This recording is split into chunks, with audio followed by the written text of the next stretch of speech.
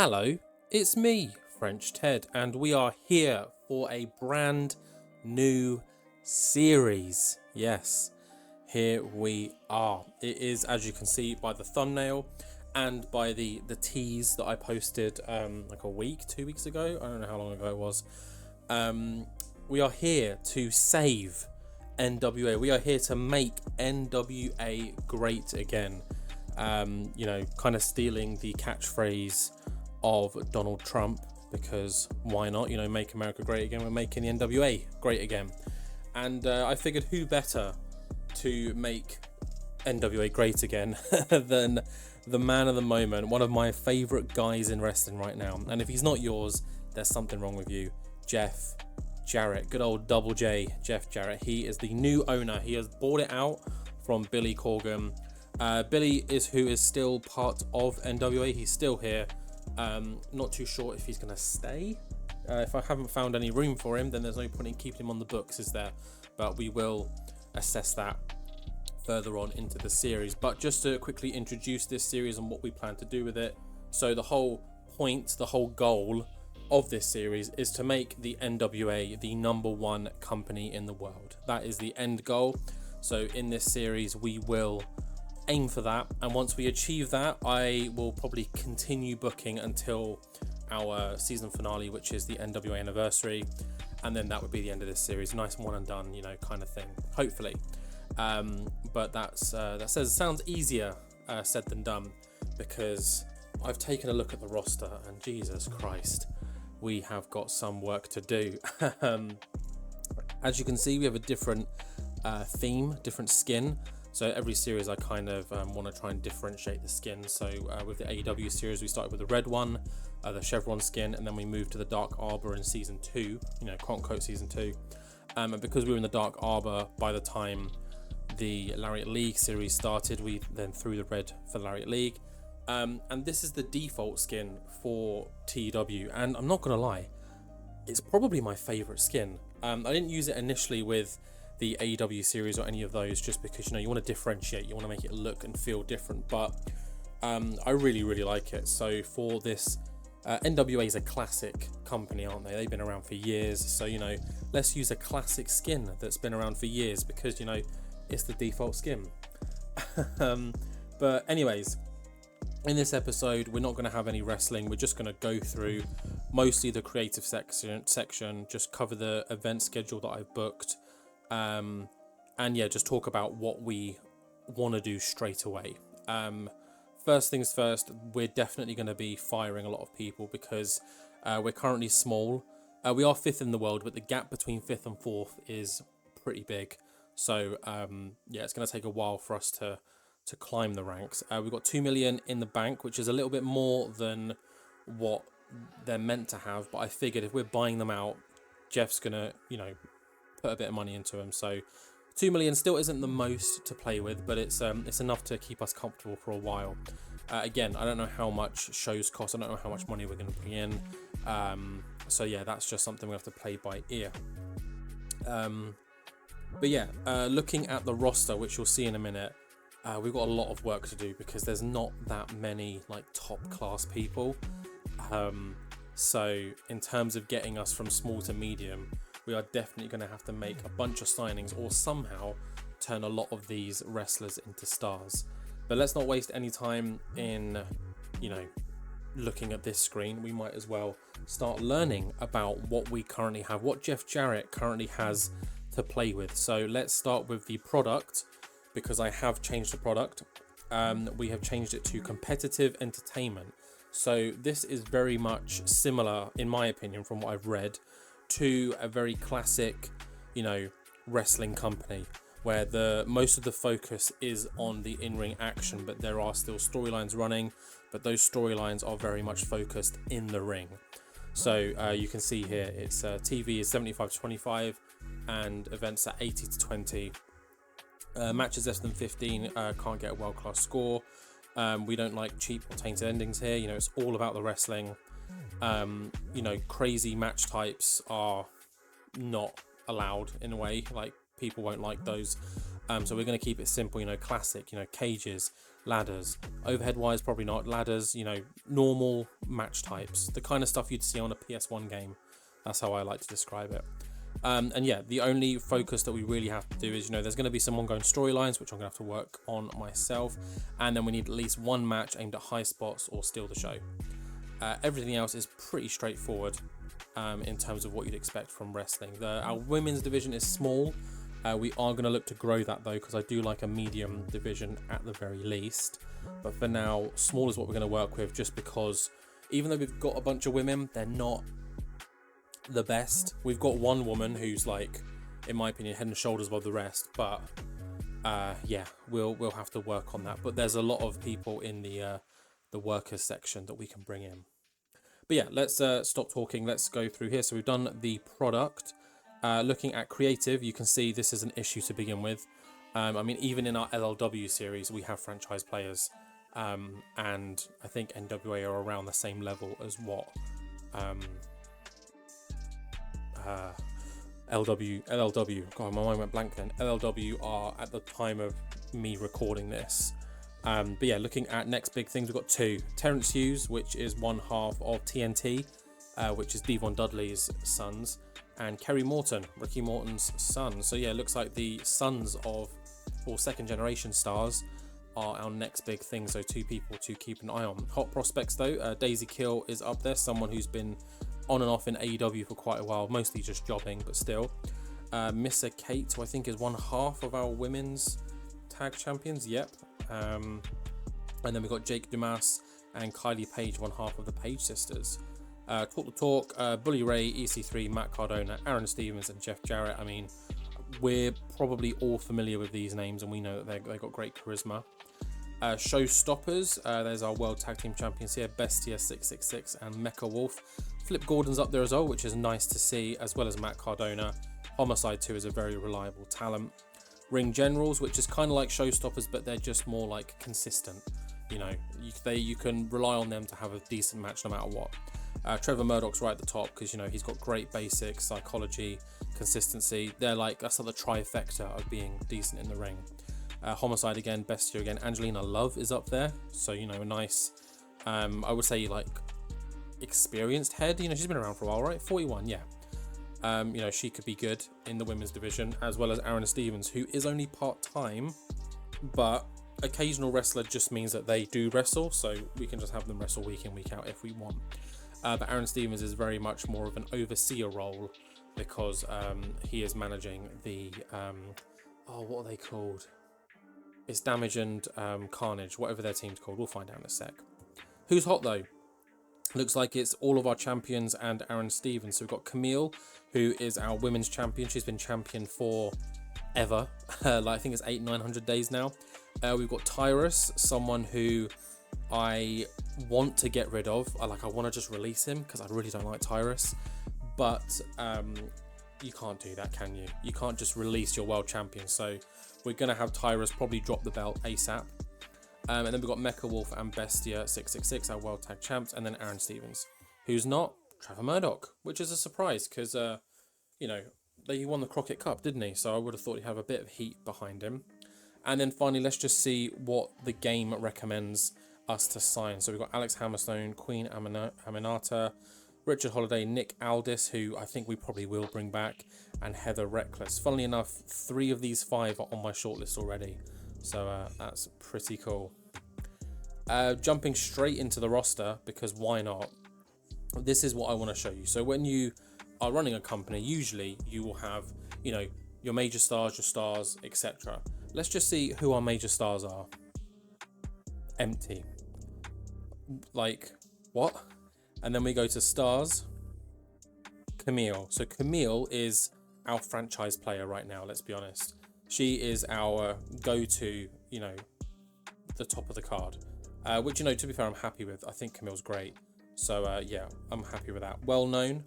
Finally, we've got some people. We've got Bestia, Bully Ray, Chris Adonis, formerly known as Chris Masters, EC3, Matt Cardona, Mecha Wolf, and Trevor Murdoch. And then going to recognizable, we've got Angelina Love, Aaron Stevens, Ashley D'Amboise, Billy Corgan again. Not too sure what to use him for, if I'm being honest, because he hasn't really got any great stats either. Flip Gordon Gangrel is for some reason a wrestler. Melina Perez, very much looking forward to using her. Maybe, you know, more of a bit part wrestler than anything else. Tom Latimer, Camille's husband, and our world's champion, Tyrus. You're probably thinking, oh, that's not too bad, but let's just have a look here.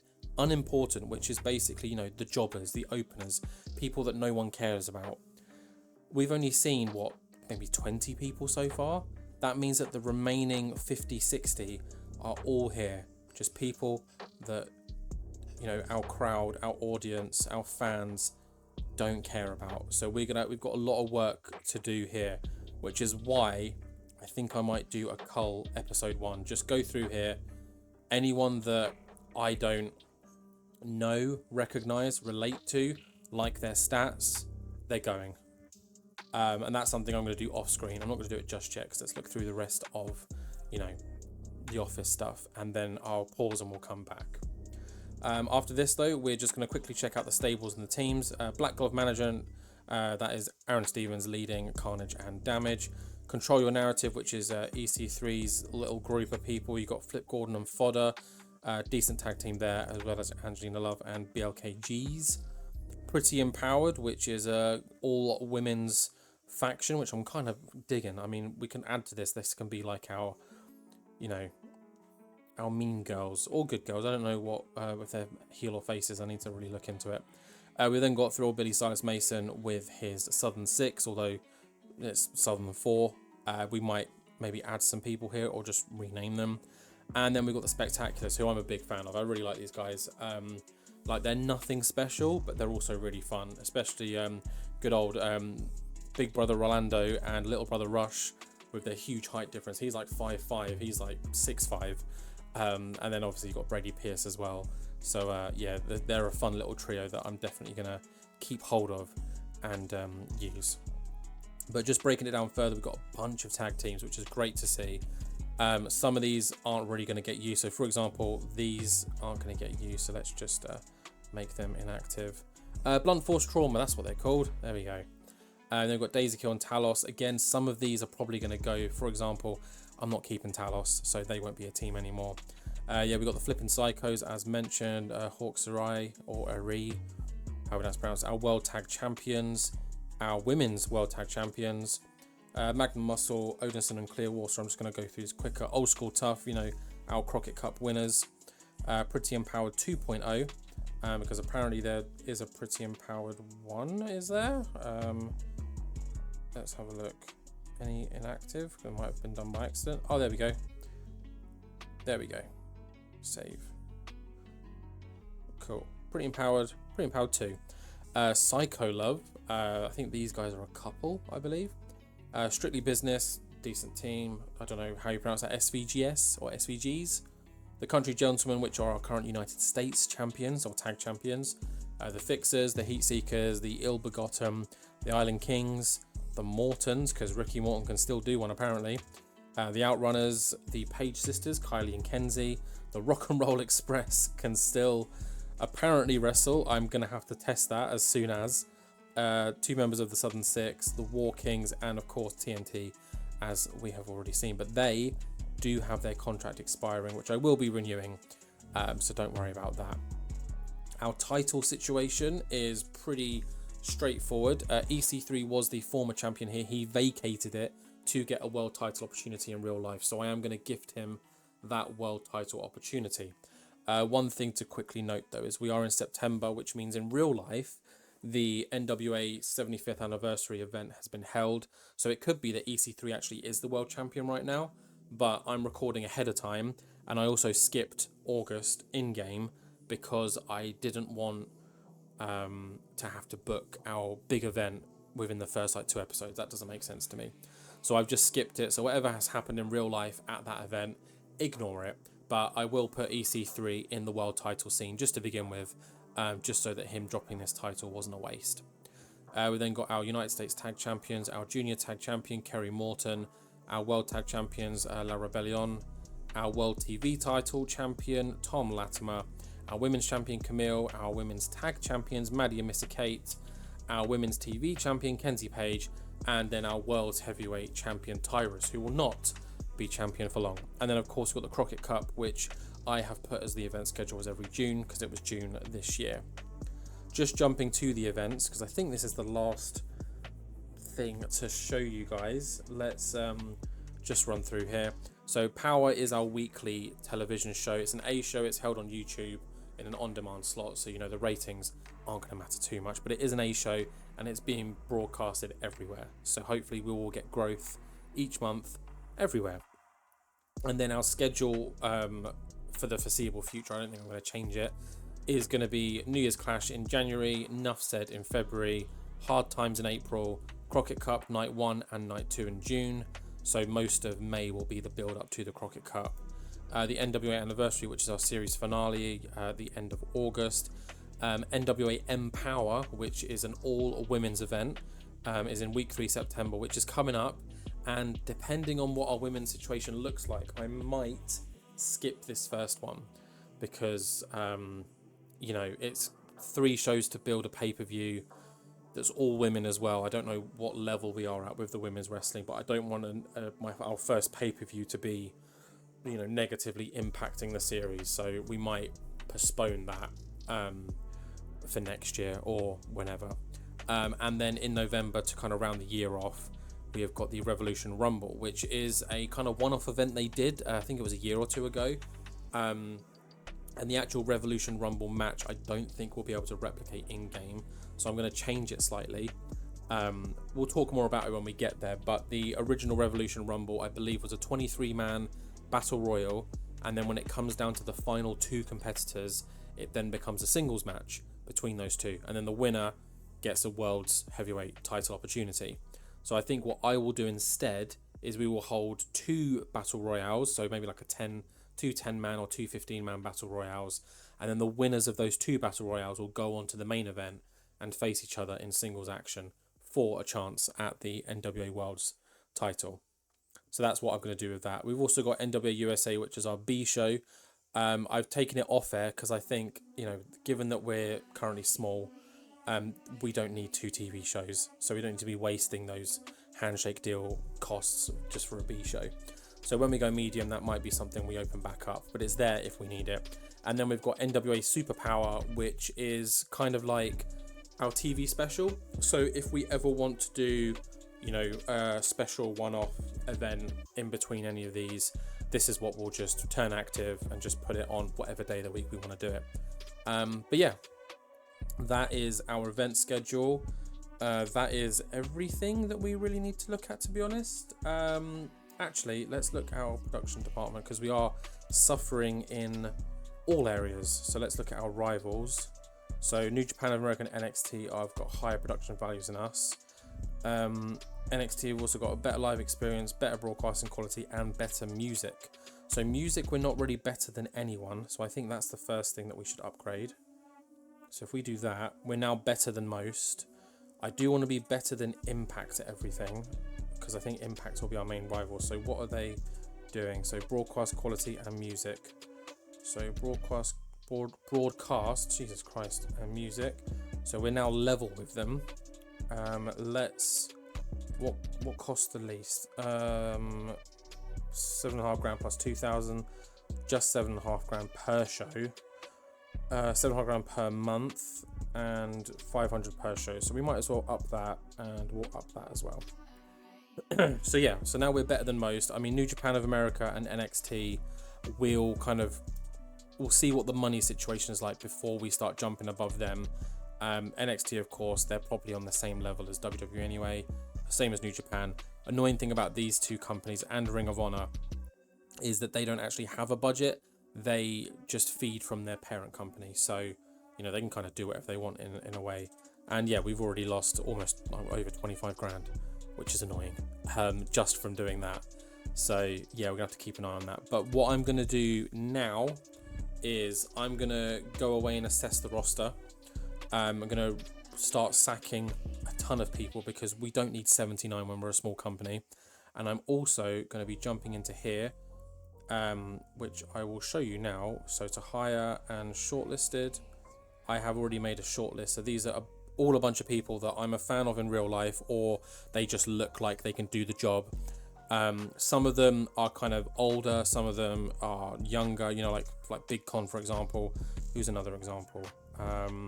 Yeah, look, people like these are like classic signings, wouldn't they be? Like the Cologne brothers, you know, things like that. And Jay Lethal, Jazz, like, you know, because I want to try and keep NWA as realistic as possible in terms of signings. You don't see many foreign talent, Japanese talent at all in NWA. It's very North American, or people who are kind of English speaking working in North America. The only times you really see luchadors or Mexican wrestlers is when they work with AAA. And I can't remember the last time I saw a Japanese wrestler in NWA. So for the time being, I'm going to keep it like this. When we get bigger and we begin to expand a bit more, that's when we can start bringing in more foreign talent. But I think pretty much all of these are like North American, Australian, English. You know, like if we just quickly go through like this, you can see the kind of talent I'm looking at. I'm basically stealing everyone from Impact and Ring of Honor, as well as a bunch of unemployed people. So yeah, that's what I'm going to do. I'm going to work through this. I'm going to sign a bunch of old heads. So you best believe that her, you know, Victoria, Jazz, people like that are definitely coming in, because they're good short-term, big names. See what they can do. If anything, they can just put over younger talent for now. But that's what we're going to focus on. That's what I'm going to focus on. So I'm going to go away now, sort out my roster, throw a bunch of offers out there to people. We'll come back. I'll show you who I got rid of. I'll show you who I've put offers in for. And then we can end episode 1. Cool. I'll see you guys in a moment. Okay, so we have gone forward a couple of days. You can see that NWA Power is tonight. Obviously, that won't be until the next episode. I just wanted to see if we could get any deals in, and it looks like we've got a couple coming in. Before we do that, let's take a look at the news, and let's do it just for worker leaving and for the NWA. Where are we? There we are. Oh, no, not NXT. NWA. So I've released all of these people. So you can see 35 have been released. A couple of these I did off screen. So for example, Mystices Jr., Octagon Jr., Arez, Toxin, people like that. They were just AAA loanees. So starting here, we got rid of him because we also got rid of everyone he was managing. So I'm just going to go through them. These are people that I've either never heard of or just don't have any interest in using. Or they've got really low stats. I did start with that. So people with really low basics, consistency, psychology, popularity. If those 3-4 things were super low, you're gone. Unless you were like 21, 22 years old, then you know you've got time to grow. But yeah, so Sigmund Sierra, Sal Renaro, Rhett Titus, Mercutio, Maxi Impaler, Larry D, La Rosa Negra, Kratos, Kevin Kylie Jr., Judas, Genocide, Jay Bradley, Jack Stain, Gangrel, Anthony Mayweather, Jake Dumas, who pissed off like 6 people, but I don't care. I gave them all like $1,000 each and they were fine. Medusa, a lot of these people, like Medusa, for example, you know, Alundra Blaze, she was a personality. She couldn't work as a road agent. She couldn't really do anything, so there was no point keeping her. Carl Durden, Austin Idol, Turbo Floyd, Truth Magnum, James Mitchell, Beast Mode, Samantha Starr, Elliot Russell, Blake Troop, Talos, Toxin, Paola Blaze, Arez, May Valentine, who was one of our interviewers. I kind of wish I kept her now because I don't think we've got anyone to do that. I mean, Billy Corgan maybe, but we could just bring someone else in, and then Octagon and Mystices. So got rid of all of those, which got us down to 53. But I have thrown, I think, about 10, 12 contracts out there. So let's see who is the first to accept. Oh, and we've got one half of the Colon brothers. He has accepted, so let's sign him. And then we've got Jazz, who, funnily enough, Jazz is actually married to... Oh, these are the other offers I've put in. I might as well show you. We've got the Hughes brothers waiting for them to sign on. The other half of the Colon brothers. Macy Estrella, which is Lacey Evans from WWE. Victoria, Nick Aldis, Mandy Sachs, Carlito, and Jay Lethal. Good old... Let's get Triple J back together. So yeah, I've done it quite light. You know, Nick Aldis is, in my opinion, NWA through and through. So I'm looking forward to bringing him back. Jay Lethal will be good fun. I think I'm going to have Jeff Jarrett wrestle as well. So it could be fun to get Triple J involved in the tag title scene. We can create a new faction with Carlito and the Colon brothers. Yeah, there's options. But that, I think, is it for this episode. You know, I've shown you who we got rid of. I've shown you who we're looking to sign. I wanted to show you Jazz is actually married to Rodney Mack, which, first of all, you're like, who the fuck is Rodney Mack? Rodney Mack, I think, is Damage. Yes, Rodney Mack. This guy. I mean, I'm looking forward to unmasking him because that is a tough looking picture. Do you not think? So, yeah, Damage and Carnage might be unmasked sooner rather than later, although Carnage isn't as scary looking, is he? But still, yeah, should be fun. Yeah, that's it for this one. I'm just thinking, do we have to rename anyone we've just signed? To be decided. Eddie Colon, does he go by any other names? Diego Primo, nope, they're his WWE names. Obviously we've got Double J Jeff Jarrett. I mean, that's his only name. Well, what picks does Jeff Jarrett have? No, we'll stick with Cowboy Jeff because we love that one. But yeah, that is it for this one. The next episode will, of course, be our first 2 episodes of Power because we record 2 at a time. As you can see here, it tapes 2 episodes at a time. So we'll see the first 2 episodes of NWA Power, and then we will follow that with the next 2 episodes. I do think we are going to put this on hold.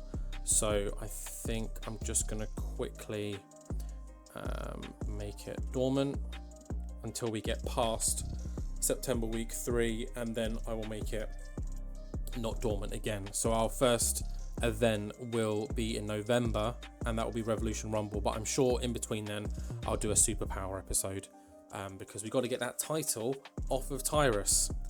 But that is it for episode 1. If there is anyone you want me to sign or look at, or if there's anyone that, you know, has survived on this NWA roster that you think, Ted, you're missing an opportunity here. You know, for example, let's just stop randomly.